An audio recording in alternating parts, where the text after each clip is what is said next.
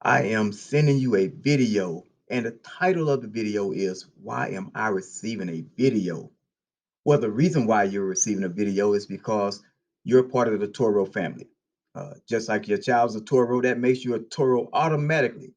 So today is a few things I want to discuss and inform you on and see how you guys can help us at the same time. So let's get the party started. Why am I receiving a video? Number one, to be informed.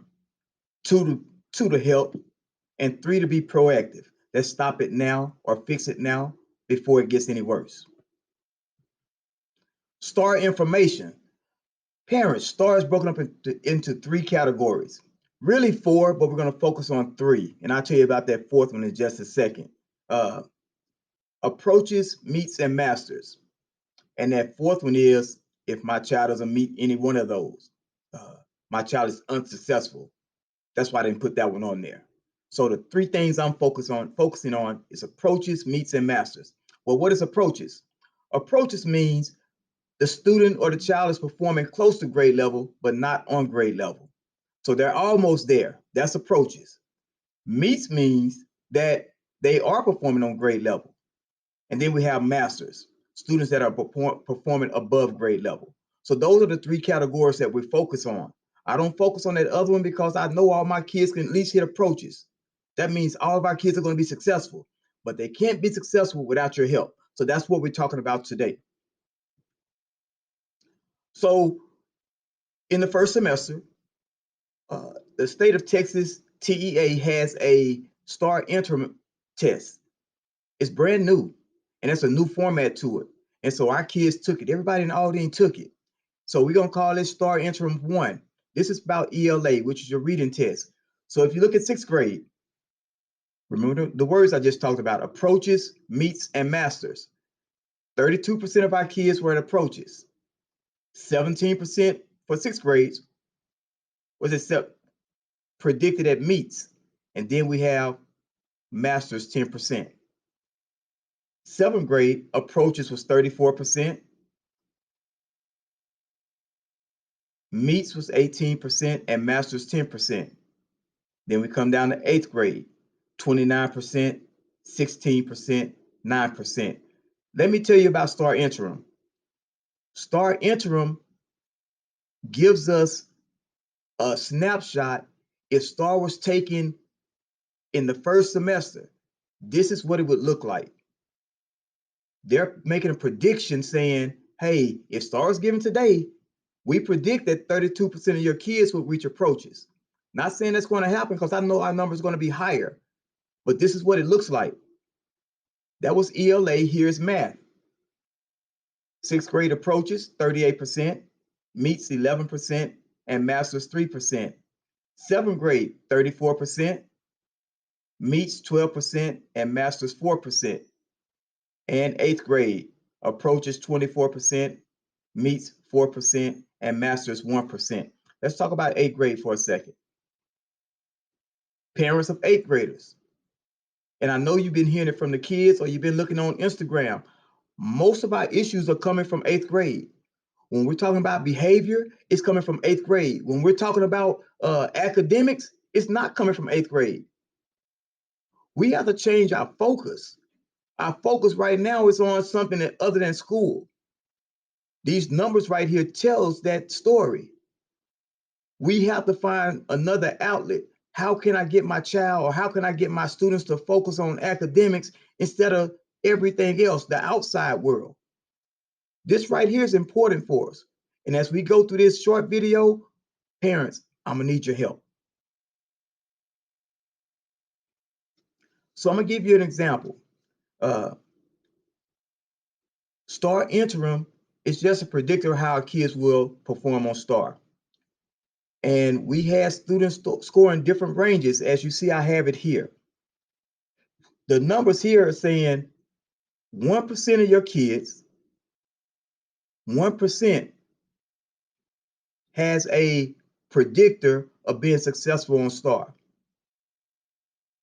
So if only 1%, for example, if I had 100 kids, it's saying only 1% of those kids will be successful on STAR. But now we're talking about individual kids. So if Mr. Pruitt here took the test and got 1%, that would tell Mr. Pruitt that you have a 1% chance of being successful on STAR. A 1% chance. And what's crazy, parents, we had a list of kids who had a 1% chance. And so what I did with that, this past Saturday, I sent invitations out to parents. Please come up to the school and meet with me.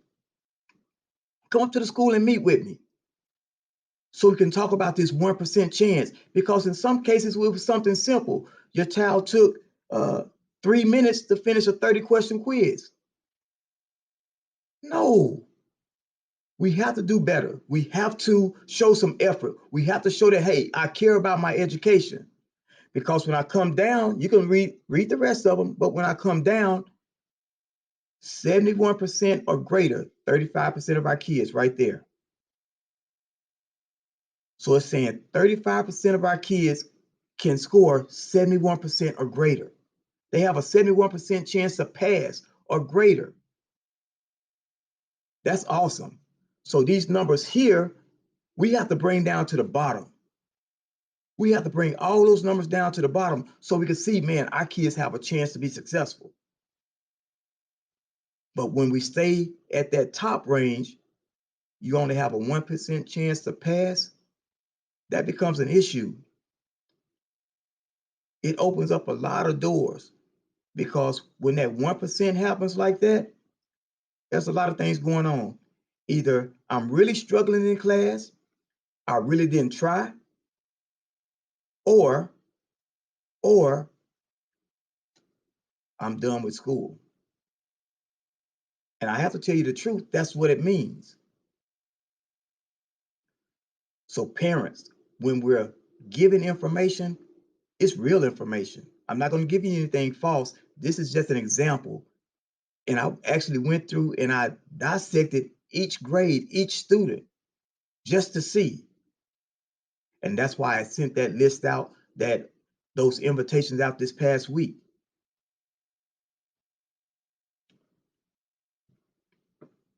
So how can you help? Attendance is number one. I think that's the big one. If we're not here, if the kid is not here, it's hard for us to give them that attention that they need. Because if you're struggling with something, I can kind of find out where you're struggling and I can help you in that area. But if you're not here, I can't help you. But look at our attendance. Sixth grade, 95%, seventh grade, 93%, and eighth grade, 94%. It's good, but it could be better. It could be better. We should be seeing 97, 98, 99 kids coming to school.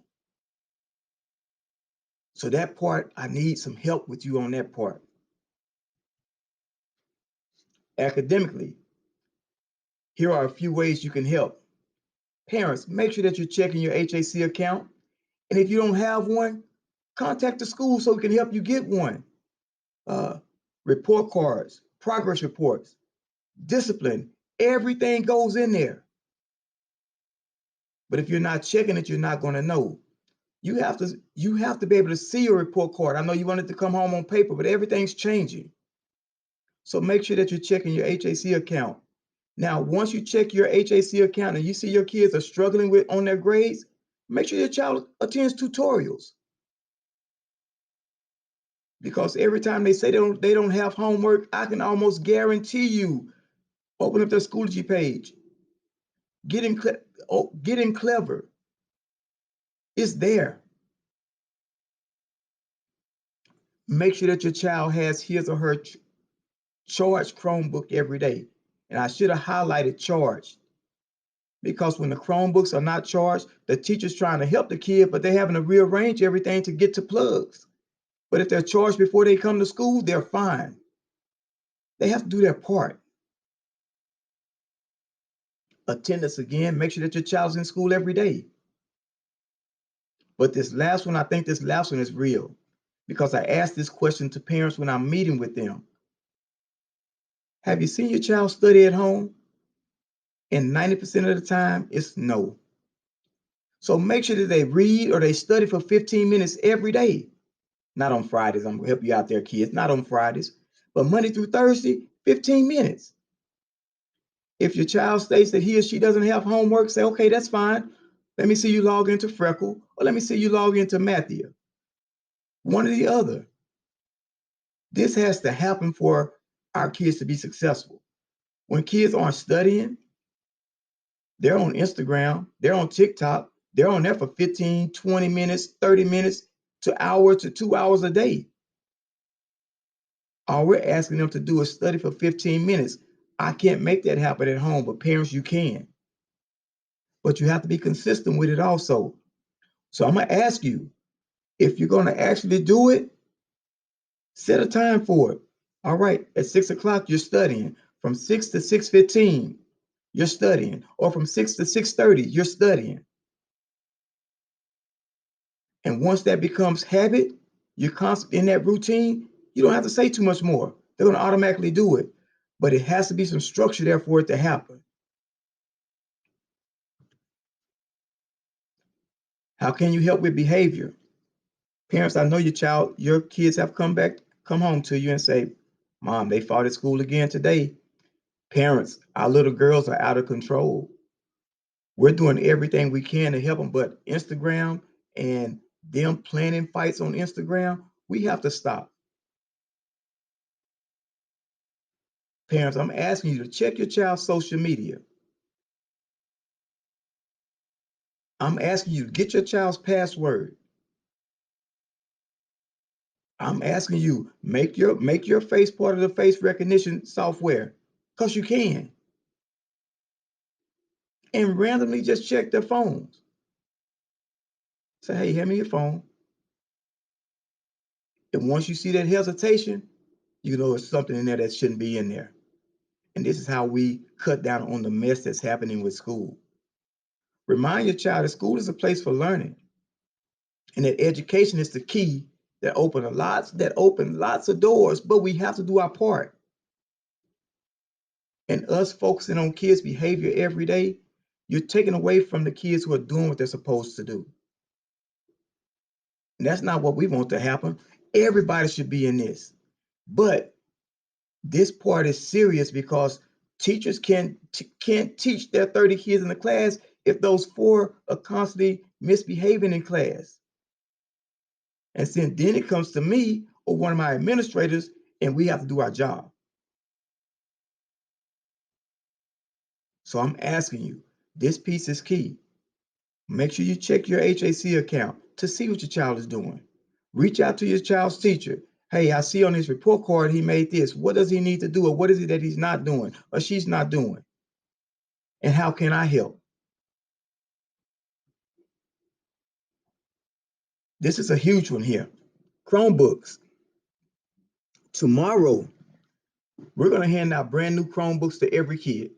Every kid's going to get a brand new Chromebook. All I'm asking is they bring in the old one. They bring in the old one and the charger. They're going to get a brand new Chromebook tomorrow. And we're doing this because testing has changed. Ask your child if they test on paper, pencil majority of the time. No, everything's on the computer now. And so we want to make sure that the computer can run or the Chromebook can handle the new software or the new format of the test. So beginning tomorrow, every kid will receive a new Chromebook. So I'm hoping you watching this and say, all right, let me sit down and talk to you for a minute. My expectations of school. When you go to school, these are the things I want to see happening. When you go to school, these are the things I want to hear.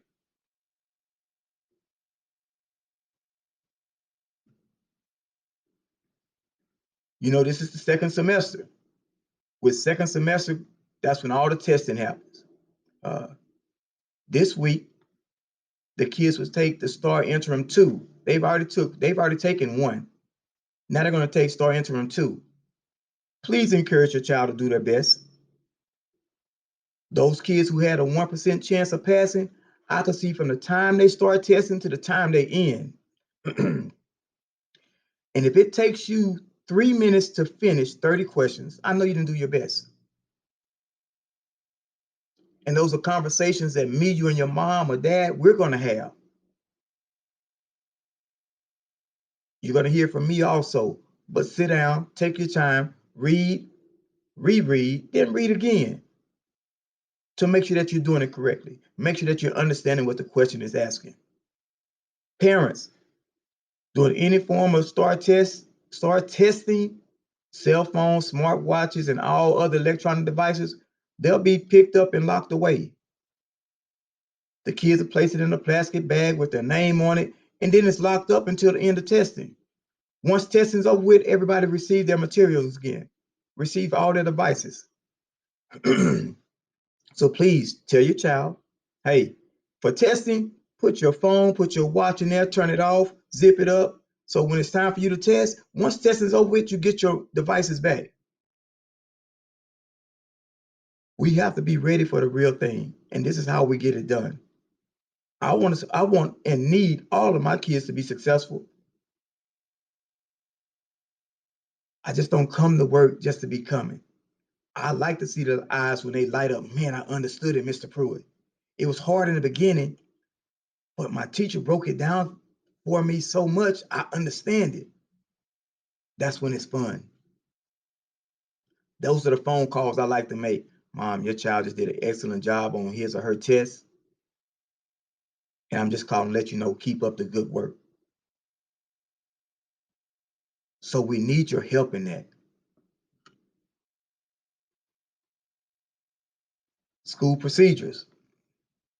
Parents, the daily school procedures, not just start testing, but the daily school procedures. Talk to them about their cell phones, that they shouldn't be out, they shouldn't be visible, they shouldn't be on. Because when that happens and the teacher say, hey, you're playing on your phone, hand it here, just hand it over, because they're going to turn it in. That's their job. A lot of times the teachers give you another chance. The teacher say, hey, I'm holding to the end of the day, then you come get it. But then it goes back to that number three that number three here. Being respectful is how you respond. When you know you're wrong, as I tell my kids, when you know you're wrong, own it. Part of being a Toro. We own our actions. Yeah, I messed up. I apologize. If there's a consequence that comes with it, let me take my consequence and keep moving. Talk to them about dress code. Young ladies, we should not be filling our sack room up with dress code issues. You know what the dress code is. We've been through it. We've been over it. So I'm asking you parents to help us with that piece. And I know a lot of us, we go to work in the morning so we don't see our kids off, but you can have that conversation. Make sure you're in dress code before you go to school. You check yourself before you go to school because you should not be getting a phone call or the parents should not be receiving a phone call about dress code when you already know what's acceptable and it's not acceptable. And finally, talk to them about being a kid. Just being a kid. Enjoy life. Have fun. But also talk to them about some of the choices they make or how some of the choices they make because their friends influence them to make those choices. I always tell our kids to be unique, be yourself. No one should have to guide you or lead you to do the wrong thing when you're being taught the right things at home, when you're being taught the right things by teachers and administrators at school. Make the right choice. Is it difficult sometimes? Most definitely. But it's not that we can't do it. We want all of our kids to be successful, every last one of them. But it takes more than just the school. Parents, we need your help. You've been informed. I've showed you what the data looks like. And I'm asking you, take that time. Set some time out for tutoring. Set some time out for studying for your child. Hey, at 6 o'clock, you're studying. You have from 6 to 6:15. Everything else is put away. No cell phones. If you're on a computer, get it done. If not that, listen to them read. Hey, come read me a couple of these pages. I'm gonna sit down and I'm gonna focus on you. Because once that kid see that you're vested in their education, education starts to mean something to them. So I'm asking you guys for your help, for your assistance. All of our kids have a great opportunity, every last one of them. And I'm looking forward to seeing these opportunities come to fruition. So thank you for your time. I greatly appreciate you guys taking a few minutes of watching this video because you are a Toro parent. So you guys have a fantastic night. And students, I will see you tomorrow.